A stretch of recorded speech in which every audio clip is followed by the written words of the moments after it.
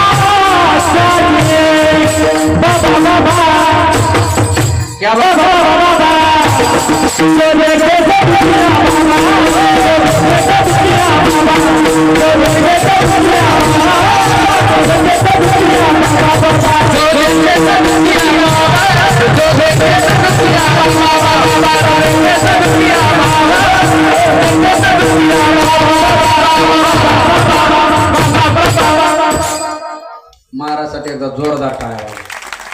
संत कबीरदासाने मृत्यू लोकांचं वर्णन केलं. महाराज राजा दुखिया प्रजा दुखिया. इथला राजा दुःखी म्हणले कशासाठी? पुढच्या पंचवार्षिकला येतो का नाही म्हणून. आणि प्रजा दुखिया कशासाठी? मतदान वाया गेलं म्हणून. जो देखे सुदुखिया बाबा. इथं सगळं दुःखामध्ये. आणि आपल्याला जीवन जगण्यासाठी काय पाहिजे? आपला मुद्दा कुठून आहे बाबा? काय पाहिजे? सुख सुख. आणि इथं सगळे कसे? दुःखामध्ये. मग का होतो को बरं आहे? ह्या मृत्यू लोकांमधून उत्पन्न दुःखाचं आहे. पण ऐका, आम्हाला सुख पाहिजे. आता नेमका बदल कसा करता येईल? याच मृत्यू लोकांमध्ये आम्हाला सुख कसं भेटेल बरं? तुकोबार आहे म्हणतात, हा प्रपंच सोडायचा नाही बरं का, हा असाच करायचा. पण मधला मार्ग आहे, मधला मार्ग. हा प्रपंच करत करत त्या भगवान परमात्माची कथा करायची आणि त्याचं नामस्मरण करायचं. अभंगाचं पहिलं.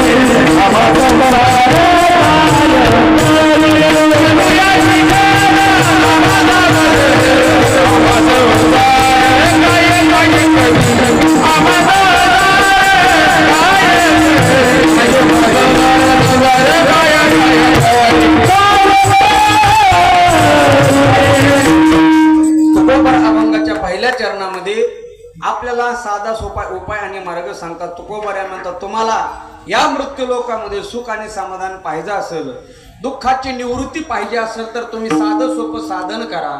त्या भगवान परमात्माची कथा आणि त्याचं नामस्मरण करा. जसे आज आपल्या गावामध्ये आदरणीय श्री हरिभक्त पारायण तानाजी महाराज बोरकर यांच्या मुखातून श्रीमद भागवत कथा चालू आहे. महाराजांची कार्यक्रमाला उपस्थिती लाभली. महाराज तुम्ही आल्याबद्दल धन्यवाद. आप आई बाहेर आई. कारण दिवसभरही व्यासपीठावर बसायचंच आहे, परत 2 तास बसायचंच आहे. बसणं एवढं सोपं नाही. रामकृष्ण हरिलात कोणी कोणी चुलंगन केलते बाबा, असे गुडघेवर केलते, ते अजून मोडे नाहीत काही. पण बैठक फार अवघड असते. तुकोबारे म्हणतात तुम्ही त्याची कथा आणि नामस्मरण करा. कथा करू म्हणजे नेमकं आम्ही काय करू बरं? कथा करू म्हणजे लगेच भागवत कथा करू, लगेच शिवमहापुराण कथा करू, याला करू याची कथा म्हणत नाहीत. मग महाराज कथा सांगत असताना आम्ही त्या कथेमध्ये जाऊन बसू आणि त्या कथेमध्ये सम्मिलित होऊ. मी तरी कोणी कथेतलं एक पात्र आहे, मी कृष्ण आहे, मी गोपी आहे, मी रुक्मिणी आहे, मी वसुदेव आहे, मी देवकी आहे, असं अंतःकरणामध्ये भाव धारण करून आम्ही ती कथा श्रवण करू, याला म्हणायचं करू याची कथा. आपण स्वतः गोकुळामध्ये गेलं पाहिजे. या देह इथं ठेवून मनाने जेव्हा आपण कथेमध्ये सम्मिलित होऊ तेव्हा ती कथाच आपला उद्धार करेल. दुसरं साधन करण्याची गरज लागत नाही. कारण माऊलीने सांगितलं का, मंत्रीची वैरी मरी तरी का बांधावी कटारे, रोग जाय दूध साखरे तरी कडुनिंब का प्यावा. जर दुधाने साखरेने रोग जात असेल तर कडुनिंबाचा पाला प्यायची गरज आहे का? नाही ना. जर मंत्र टाकल्याबरोबर एखादा शत्रू मरत असेल तर त्याच्याबरोबर काट्या कुराडी घेऊन भांडण्याची गरज आहे का?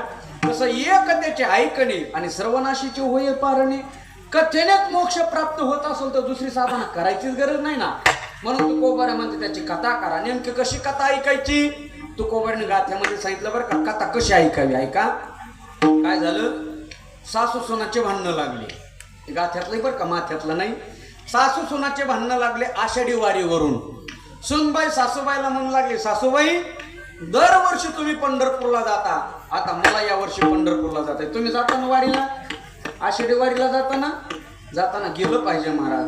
माझं असं म्हणणं आहे, महाराष्ट्र भूमीमध्ये जन्माला आल्याच्या नंतर पंढरपूरची वारी आणि रायगडाची पायरी चढल्याशिवाय माणसाने मरायचंच नाही. ह्या 2 गोष्टी केल्याच पाहिजेत. आणि वारी न करता रायगड न पाहता जो मेला समजायचं तो मेला. बोल लक्षात येईल ना. म्हणजे वारी केली पाहिजे. बघा वारीला सगळे जातात आहे का नाही. सगळे कोण 3 प्रकारचे माणसं शक्यतो वारीला जातात. आमच्याकडे म्हणतात हौशे, नवशे, इकडे बी आहेत का गौशे. हौशे कळलं महाराज. हौशे म्हणजे हौसाने वारी करणारी. नवशे पण कळलं. नवशे म्हणजे 9 सपोटी वारी करणारी. पण हे गौशे कोण आहे? बिस्किट गोळा करणारी. काय काय माणसं जात आणि रिकामे पोते नेतात आणि येताना बिस्किटानेच भरून आणतात. बाबा आमची दिंडी असते आळंदी ते पंढरपूर. आमच्या दिंडीत काही काही अशा माता मावल्या येतात, एकही रांग सोडत नाहीत. फक्त एकच रांग सोडतात पंढरपूरच्या दर्शनाची. म्हणजे बाकीच्या सगळ्या रांगा त्या लागणार म्हणजे लागणार. आमच्या दिंडीतली एक म्हातारी बऱ्या बघत पण नाही बघा रांग कशाची. आमच्या दिंडीतली एक म्हातारी अशी रांगेत लागली. उन्हाळ्याचे दिवस महाराज, जूनच्या मेच्या माझा दिंडी, हे कडक ऊन पडलेलं, आणवानी पायाने म्हातारी 3 किलोमीटर रांगेत लागली. किती? 3 किलोमीटर. 3 किलोमीटर रांगेत लागली. 2-3 हाताने रिकाम्या हाताने परत आणली. तिने काहीच आणलं नाही, तशीच आली. मी म्हणलं आजी तुम्ही तर काहीच आणलं नाही, रांग कशाची होती? ती म्हटली जाऊ द्या महाराज. मी म्हणलं नाही सांगा रांग कशाची होती? ती म्हटली माय रांग ना फुकट दाड्या करून देणाराची होती. अगं बघावं ना तरी ह्याला म्हणायचं गौशिणारे लोक. माझा मुद्दा काय, वारीला गेलं पाहिजे बरं का. मग ते घरामध्ये सासू सोनाचे भांडणं लागले. सुनबाई सासूबाईला म्हणू लागली, सासूबाई मला त्या वर्षी पंढरपूरला जायचंय. सासूबाई सांगत होते, अगं सुनबाई ते का ओढत सप्ता का काय म्हणते, काय 16 भरतो, कुठं हुकचीन चुकचीन. पण ऐकते ती काय सून असते का? ऐकते ती सासू असते. आमच्या इकडं सगळ्या सासालाच ऐकावं लागतं, सून कोणाची ऐकत नाही. आता इकडं कसं आहे, तुम्ही बिनधास्त बोला, सून तुम्हाला काहीच म्हणणार नाही घरी गेल्यावर. हा इकडं बी असंच आहे वाटतं आहे का नाही. मग ऐका बरं का, सूनबाई निघाली वारीला, बरं एकटीन जावं ना. तिने तिचा 5 वर्षाचा बाळ्या पिंट्या बरोबर घेतला बरं का वारीला. आत्याबाई सांगत होते अगं सुनबाई जा एकटी जा मुलाला नेऊ नको, पण तिने ऐकलंच नाही महाराज. बाळ्याण्याला आळंदीहून दिंडीमध्ये लागले महाराज. आणि पंढरपूरच्या वाळवंटामध्ये सगळ्या दशमीच्या दिवशी दिंड्या एकत्रित आल्या. एक गर्दी महाराज, पंढरपूरच्या वाळवंटली गर्दी पाहिली. आता सुनबाई मुलाला म्हणू लागली बाळ्या हे गठुड आणि तू मी आता जाते चंद्रभागेत डुबकी घेऊन येते. कारण वारीचं फळ चंद्रभागेत स्नान केल्याशिवाय भेटत नाही. काय काय वारी असेत महाराज, पंढरीचा वार करी वारी चुकून ये घरी. दशमीला निघतात काही काही माणसं गावाकडं. त्याला म्हणलं थांबा नाव काय एखादंच आहे, नाही लय पाऊस पडलाय आणि कापूस लावायचा आहे. असे काही काही वारकरी आहेत ना. मग सुनबाईने ते बिस्किट गोळा केलेलं गटुड बाळ्यापाशी दिलं. ही चंद्रभागेत डुबकी घ्यायला गेली, पण ऐका हिने इकडं डुबकी घेतली आणि इकडं बाळ्या हुकला. चंद्रभागेतून बाहेर आली, गठुड नाही बाळ्या नाही. आता जी रडायला लागली ना, ती कशी रडत होती मी खरंच 15 दिवस प्रॅक्टिस केली होती, पण माझा जरा आवाज बसलाय.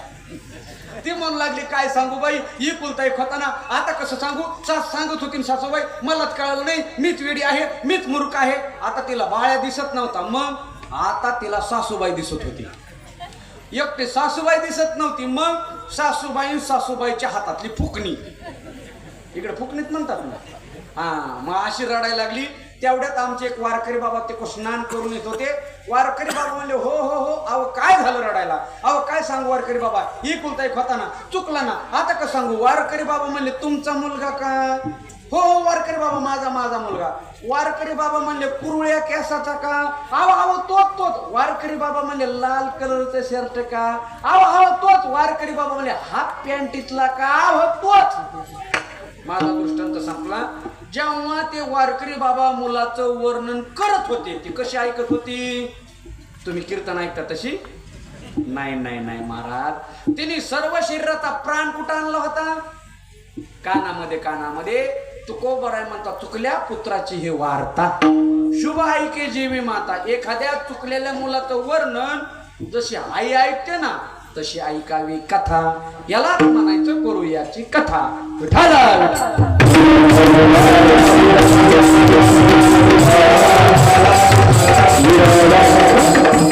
तुकोबारांनी पहिलं साधन सांगितलं भगवान परमात्माची कथा करू याची कथा.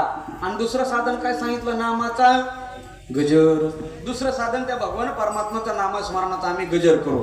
नामस्मरणासारखं पुण्य जगात कशातच नाही. ते पहिल्या दिवशी कीर्तनकाराने तुम्हाला सांगितलं तसं नामस्मरण केलं पाहिजे. तुकोबरणीचा नामाचा गजर सांगितला. नामस्मरणासारखी ताकद कशातच नाही. नामस्मरण किती महत्वाचे लक्ष देणं नाही का बरं का. कठोपनिषदामध्ये एका राजाचं नाव येतं राजा जानश्रुती. आणि त्याच काळामध्ये एक साधू होऊन गेले ज्यांचं नाव आहे रैकोमुनी. एक भारताचा चक्रवर्ती सम्राट राजा जानश्रुती आणि त्यांचा जिवलग मित्र रैकोमुनी, ज्याच्याकडे फक्त खटरा बैलगाडी. मैत्री कुणाबरोबर होईल सांगता येत नाही बरं का. एक राजा आणि एक फकीर, पण जिवलग मित्र महाराज. एका रथामध्ये बसले, जंगलामध्ये फिरायला निघले. अशा गप्पा रंगल्या. 4-5 वाजले. शेवटी कलियुगातला प्राण हा अन्नमय प्राण आहे. दोघांनाही तहान लागली, भूक लागली. नेमकं आता काय करायचं. रैकोमुनीला काय झालं, बोलू नका राव, चालू केलं. जानश्रुत राजाला राग आला. राजा म्हणला महाराज या जंगलामध्ये अन्न पाण्याचा शोध घ्यायचा सोडून तुम्ही देवाचं नाव घेत बसलात, तुम्हाला काय देव आणून देणार आहे काय. राग आला ना, उतरा माझ्या रथातून खाली. रैकोमुनीला रथातून खाली उतरले. एका वाडाचं झाड होतं, तिथं नामस्मरण करत बसली.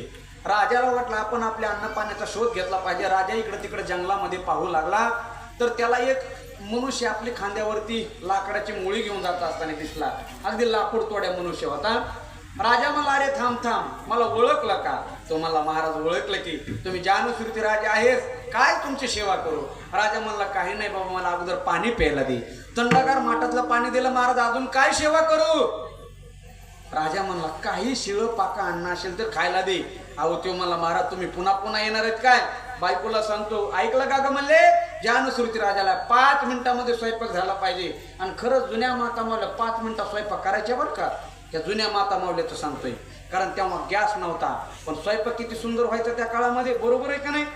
महाराज जुनी माता माऊली जर भाकर करायला बसली ना अशी भाकर टम फुगायची. आता भाकर चपटी राहते आणि भाकर करणारीनच फुगती. लय अवघड झालंय महाराज. जुन्या माता माऊलीने भाजी केली तर 2-2 तास आता वाद जात नव्हता सुगंधी, कारण मसालाच नव्हता. आता डब्याच्या डब्या मसाला चव नाही कशाला. सगळं विचित्र झालं ना. ऐकलं काय म्हणले, राजा आला स्वयंपाक कर. तिने 5 मिनिटामध्ये स्वयंपाक केला. राजाला केळीच्या पानावर जेवण वाढलं. राजाने जेवण केलं, पोटभर जेवण केलं, तृप्तीचा ढेकर दिला आणि वापस जायला निघाला. पण ह्याच्या लक्षात आलं रैक मुनी आपल्या बरोबर राजाले देवाचं नामस्मरण करत बसले, उपाशी मरतील. त्या लाकूड तोड्याला सांगितलं काय शिल्लक असेल तर दे बाबा. ऐका बर का, जे जेवण राजाने केलं होतं तेच जेवण त्या लाकूड तोड्याने एका डब्यामध्ये बांधलं, शिदोरीमध्ये बांधलं, राजाजवळ दिलं. राजा रैक मुनी जवळ आला. ते जेवण तिने रैक मुनीला दिलं आणि उपकाराच्या भावनेने बोलला. काय बोलला? हे घ्या म्हणला, मी आणून दिलंय. मी तुम्हाला काय देव आणून देणार होता का? तुम्ही तर देवाचं नामस्मरण करत बसलात. मी आणून दिलं. उपकाराची भावना. ज्या रैक मुनीने जेवण घेतलं आणि गालावरती स्मित हास्य केलं. राजाला राग आला. प्रश्न विचारला, महाराज काय झालं हसायला? का हसता? रैक मुनी खूप गोड उत्तर दिलं. लक्ष दे, नाही का बरं का श्रोते हो. रैक मुनी म्हणतात, अरे राजा तू काय सामान्य नाहीस. तू या जगाचा चक्रवर्ती सम्राट राजा आहेस. पण तुझ्यासारख्या राजाला भूक लागल्याच्या नंतर एका जंगलामध्ये लाकूड तोड्याकडे भीक मागावी लागली आणि माझ्यासारख्या फकीराला तुझ्यासारखा राजा जागेवर अन्न घेऊन आला. ही ताकद देवाच्या नावाची मानला. ताकद कोणाची? प्रभूच्या नामाची. पण तुकोबराय म्हणतात, काय नो हे केले एका चिंतिता विठ्ठल. सर्व साधनाचे सारभव सिंधू उतरी पार. जगातलं सगळ्यात श्रेष्ठ महाराज नामस्मरण म्हणून आपण केलं पाहिजे. पण ऐका, ते सोपं पण आहे, लय सोपं आहे. अवघड आहे का नामस्मरण करणं? नाही ना महाराज, किती सोपं आहे.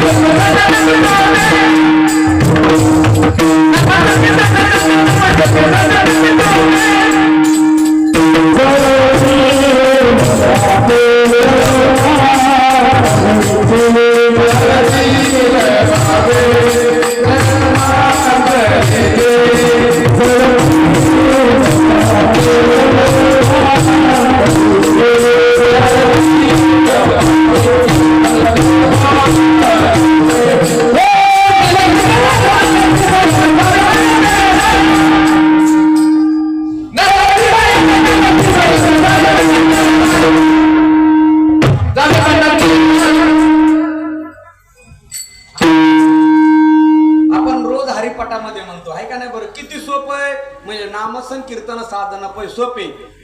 जळतील पापे एका जन्माचे, 2 जन्माचे, 3 नाही जन्मांतरीचे. एवढं सोपं आहे. मग महाराज एवढं सोपं असून सुद्या आमच्या तोंडाला येते का हे? बोला की तुम्ही झोपले काय? झोपले ना तुम्ही? ना झोपलं इमानदार आहे. झोप एकटी कधीच येत नाही. झोपेच्या अगोदर तिची लहानी बहीण येते, तिचं नाव डुकली. त्या अशा अंधारातून येते आणि नंतर मोठ्या बहिणीला बोलली दे, ताई तू ये, ताई ये. असं करू नका ना तुम्ही. तुम्ही झोप, माझे शब्द कळतात का तुम्हाला? काय अडचण वगैरे नाही ना? नाही ना? असं काय करू नका ना तुम्ही. ऐका, किती जन्माचं पाप जळण? जन्मांतरीचे. कशाने? नामस्मरणाने. मग महाराज एवढं सोपं आहे तरी आमच्या मुखाला काय येत नाही? त्याचं कारण माऊलीने हरिपाठामध्ये सांगितलं, नाद बाबाने हरिपाठामध्ये सांगितलं. माऊली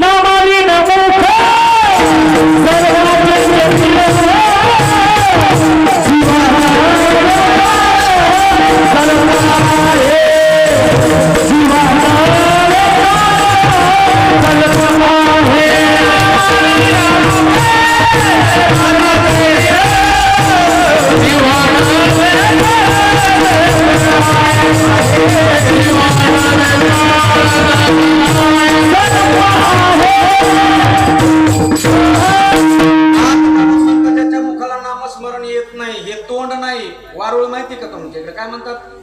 वारुळ म्हणतात आमच्या इकडं. वारुळ वारुळ आणि जीव नाही, आतमध्ये राहणारा नाग आहे. कोणाला? ज्याच्या मुखाला नामस्मरण येत नाही त्याला. मग कोणाच्या मुखाला नामस्मरण येत नाही? माऊली म्हणले, नामास विनमुख तो नर पापिया. जो मनुष्य पापी तो राम राम म्हणत नाही, आणि नाद बाबा म्हणतात हरी नये मुकाशी आर्य मुडा. जो नर मूर्ख, दोन माणसं कधीच राम राम म्हणत नाहीत. कोण कोण? पहिला मनुष्य पापी आणि दुसरा मनुष्य मूर्ख. पापी माणसाला किती राम राम म्हणा, तो राम राम म्हणत नाही. आमच्या गावात एक म्हातारी होती, आता मेली. ती मेली बाबा, म्हणूनच सांगायली. नाहीतर माझी काय हिंमत आहे लाईव्ह आहे महाराज, माझी हिंमतच नव्हती. ती मेली आता, पण तिला होते 2 पोरं. एकाचं नाव राम आणि एकाचं नाव श्याम. आता नाव आहे राक्षसाचे का देवाचे? देवाचे. म्हातारी एवढी पापी, जर पोराच्या नावाने पोराला हाका मारली तर देवाचं नाव तोंडातून निघन, म्हणून म्हातारीने पोराच्या टोपण नावं ठेवले. एकाला मानाची बाळ्या आणि एकाला मानाची पिंट्या. कशामुळं? देवाच्या नावात म्हणून एवढी पापी महाराज. बरं, एक मृदंग वादक, एक गायक, ते दोघे जण माझ्याकडे आले. म्हणला महाराज काही करा, पण आमच्या म्हातारीच्या मुखातून एकदा राम राम आलं, आमचा परमार्थ सफळ झाला. मी म्हणलं यावर्षी आपल्या अखंड राम सप्ताहामध्ये एक पंगत घ्या. ते म्हणले पंक्तीचा आणि राम रामाचा काय संबंध? म्हणलं ऐका, तुमच्या इकडे जर मी तुम्हाला राम राम घातला तर इकडे काय म्हणते? तर काय म्हणते? राम राम. म्हणलं पंगत घरात ठेवायची, दारात ठेवायची नाही, मंदिरात ठेवायची नाही. म्हणले कशासाठी? म्हणलं म्हातारी दारात बसलेली असती, त्यांच्या घरात जेवायला जाताना सगळ्यांनी म्हातारीला राम राम घालायचा. म्हातारीला राम राम घातल्या, म्हातारीला काय म्हणावं लागन? राम राम. आयडिया पटली, पंगत घेतली. आम्ही सगळे जेवायला, तुम्ही सगळे होते बरं का, एकट्याची हिंमत नव्हती, म्हातारी तेवढी आगाऊ होती. आम्ही सगळे जेवायला निघलो. म्हातारी दारात बसल्याने म्हणलं आजी काय पोर आहेत? म्हणलं एकाचं नाव राम, एकाचं नाव श्याम, एक गायक आहे, एक वादक आहे. पंगत घेतली. आजी जे हरी, आजी राम राम. म्हातारी म्हणायची वेलकम वेलकम. बघा म्हातारी ती राम राम म्हणलीच नाही महाराज. पोरं म्हणले महाराज पंगत तर वायाच गेली. म्हणलं खाऊ द्या आम्हाला. पोटभर जेवण केले, वापस जायला निघालो. म्हणलं हे लय खाल्लंय, जाताना एकदा राम राम घाला. आजी येतो बर का, आजी जे हरी, आजी राम राम. म्हातारी म्हणायची tata bye bye, tata bye bye. आणि ती म्हातारी मेली. तिच्या वर्ष श्राद्धाचं कीर्तन माझ्याकडं. अरे बापू नाही, खरंच मी कीर्तनातला रामकृष्ण हरी चालू केलं ना, अख्ख्या बीड जिल्ह्याचीच लाईट गेली. कशामुळं? तो नर पापी. पापी माणसाला किती राम राम म्हणा, ते म्हणतात का नाही? आणि नाथ बाबा म्हणतात हरी नये मुकाशी आरे मुडा. मूर्ख माणसं, मूर्ख वेगळे येडे वेगळे बरं का. अजून सोपं सांगतो तुम्हाला. येडं कोणाला म्हणायचं, मूर्ख कोणाला म्हणायचं? ज्याला कळत नाही त्याला वेड म्हणतात. बोलणं लक्षात येईल ना तुमच्या? ज्याला कळत नाही त्याला वेड म्हणतात, आणि ज्याला कळत नाही हेही ज्याला कळत नाही. असे काय काय माणसं आहेत बरं का. आपल्याला कळत नाही ते आपल्यालाच कळत नाही. लय येडेत काय काय म्हणा. एक माणूस एसटीने प्रवास करीत होता आणि ते 2 तिकीट काढली. तुम्ही एसटीने जाताना, एक माणूस एसटीने प्रवास करीत होता, त्याने 2 तिकीट काढले. माणूस एकच. त्याची माझी भेट झाली. म्हणलं का हो दादा, तुम्ही दोघ आहेत का? तो म्हटला नाही महाराज मी एकटाच आहे. म्हणलं मग 2 तिकीट कशासाठी? म्हणलं एक हरपलं तर. म्हणलं वा वा वा. म्हणलं जसं पहिलं हरपलं तसं दुसरं पण हरपलं तर. म्हणला मी काय एवढा येडाय काय, माझ्याजवळ बसचा पास आहे. जरा 5G राहू द्या. ज्याच्याकडे बसचा पास आहे तो 2 तिकीट काढतो, ह्याला किती येडा म्हणावं लागेल. एक माणूस रेल्वेने प्रवास करीत होता, रेल्वेकडे येतो तुम्हाला ऐका बरं का. जरा 5G राहू द्या. आणि रेल्वेमध्ये रिझर्वेशन केलं, खालचं एक सीट असतंय आणि तुम्ही रेल्वेने जाता ना, तिकीट काढता का पण रेल्वेने गेले, एक खालचं एक सीट असतं आणि एक वरचं एक सीट असतं. ह्या माणसाला असं वरचं सीट भेटलं आणि नेमकं खाण्यापिण्या जरा गडबड झाली, पोटात गडगड वाजायला. आणि आता 2 नंबरचा कार्यक्रम चालू झाला मला. वरून खाली उतरायचं, बाथरूमला जायचं यायचं, वर बसायचं, वरून खाली उतरायचं, बाथरूमला जायचं यायचं, वर बसायचं. असं 20-25 वेळ झालं रेल्वेमध्ये. आणि मग हातपाय गळून गेले. घरी गेला, खटखट दरवाजा बाजूला. बायकोने दरवाजा उघडला, हे गळालेलं दिसलं. बायको म्हणले अहो काय झालंय? अगं काय सांगू म्हणला, एकतर मला बाथरूमला लागली, वरचं सीट भेटलं, वरून खाली उतरायचं, बाथरूमला जायचं, परत यायचं, वर बसायचं. ते म्हणले जगात अजून माणूस की शिल्लक आहे. खालच्या माणसाला म्हणायचं बाबा तू वर बस, मी खाली बसतो. तो म्हणला मी काय एवढा येडाय काय, खाली कुणीच बसलेलं नव्हतं.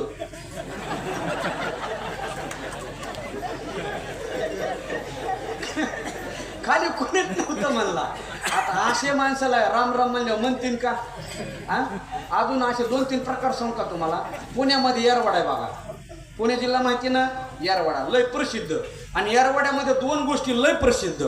पहिली गोष्ट येरवाड्याचं जेल, आणि दुसरी गोष्ट येरवड्याचं येड्याचं दवाखाना हॉस्पिटल. त्या येरवड्यातल्या येड्याने मिटिंग घेतली. कुणी एवढं लक्षात ठेवा बरं का. येड्याने मिटिंग घेतली ना, असा ठराव पास केला आपल्यातला जो सगळ्यात जास्त येडा त्याचा आपण सत्कार करू. एक म्हणला का रे आपल्यातला सगळ्यात जास्त येडा कोण पाहिला? म्हणला डॉक्टर.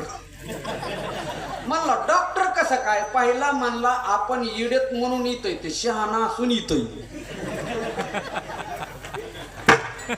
महाराज एका येड्याने तर कहरच केला. माझ्याकडे लक्ष द्या, आता जागे होता तुम्ही. काय केलं बघा, नळ असतो ना पाण्याचा नळ, एक येड्याने असा दारातला नळ चालू केला दवाखान्यातला, असा हातरुमाल धरला नळाखाली.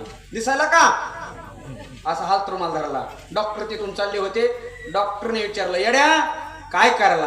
किंवा मला दिसत नाही का मासे पकडवले. कशा वाट? नळा वाट. डॉक्टरला वाटले पागल ह्याच्या कुठं नादाला लागता.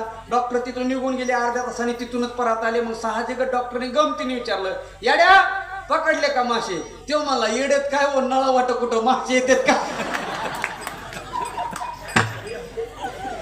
असे माझ्याकडे 51 प्रकार आहे. एक सांगतो पुढे चलतो ऐका. तिथं ना एक जाधव आडनावाचे डॉक्टर होते येरवाड्याला, जाधव. त्यांनी एक प्रयोग केला, लय महाराष्ट्रभर प्रयोग आणला. एकामाकाकडे बघू नका, मला मुक्काम करायचा आहे. आणि मग महाराज इकडे लक्ष द्या. एक प्रयोग लय गाजला. त्यांनी काय केलं बघा, येरवाड्यातले सगळे येडे एका हॉलमध्ये कोंडले. एक हॉल होता मोठा असा, त्या हॉलमध्ये कोंडले आणि सगळ्याला सारखेच कपडे घातले, एकाच रंगाचे. डॉक्टर साहेबांनी त्यांच्यातलेच कपडे घातले, म्हणजे डॉक्टरने त्यांच्याच रंगाचे कपडे घातले. आणि त्या हॉलमध्ये दारे खिडक्या बंद केल्या. आणि महाराज त्या हॉलमध्ये ना डीजे लावला. डीजे बस तुमचा वाजायचा राहिलाय वाटतं अजून, आहे का नाही? हा, त्याच्यामुळे तुम्ही जोरात वाजवायला. लग्नात डीजे वाजला की पुन्हा हे बी वाजत नाही. आणि मग महाराज त्या हॉलमध्ये काय म्हणले माहिती का? हा डीजे लावला. काय नाचा तिथे नाचा. कोणाला म्हणले? येड्याला. शहाणे माणसं डीजे पुढे कसं नाचतात ह्याच्यावर अंदाज आला येडे कसे नाचत असतील. ते येडेत महाराज कसे उड्या मारायला लागले ना, डॉक्टर साहेब त्यांच्या बरोबरच नाचू लागले. पण ऐका, एक येड नाचत नव्हतं, असं गपचिप उभं होतं. डॉक्टरने विचारलं का रे हे सगळे नाचायले, तू का नाचत नाही? ठेव म्हणला मी नवर देवाय.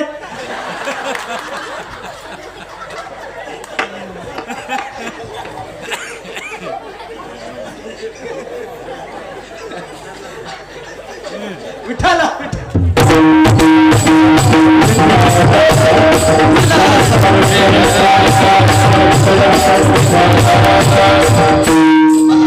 तुम्हाला काय लागतंय शास्त्रीजी? ऐका. दुसरं साधन सांगितलं नामस्मरण. पहिलं साधन सांगितलं कथा तुकोबारे म्हणतात. आम्ही त्याची कथा करू आणि आम्ही त्याचं नामस्मरण करू. महाराज याचा फायदा काय होईल तर आम्हा हा संसार काय करी, आम्हाला या संसाराचं दुःख काय करणार आहे म्हटले. पण ऐका बरं का, आपण जर आयुर्वेदिक डॉक्टरकडे गेलो ना, आयुर्वेदिक डॉक्टर पथ्य सांगतात, अगोदर गोळ्या देतात. तो काय म्हणतो ही गोळी सकाळी, ही गोळी संध्याकाळी. पण माझ्या गोळीचा रिझल्ट तेव्हाच लागेल जेव्हा तुम्ही पथ्य पाळाल. मग तुकोबारांनी दुःखावरचं पथ्य सांगितलं. पथ्य काय आहे? कथा आणि नामस्मरण. पण ह्यात एक पथ्य पाळायचंय, ते पथ्य अभंगाच्या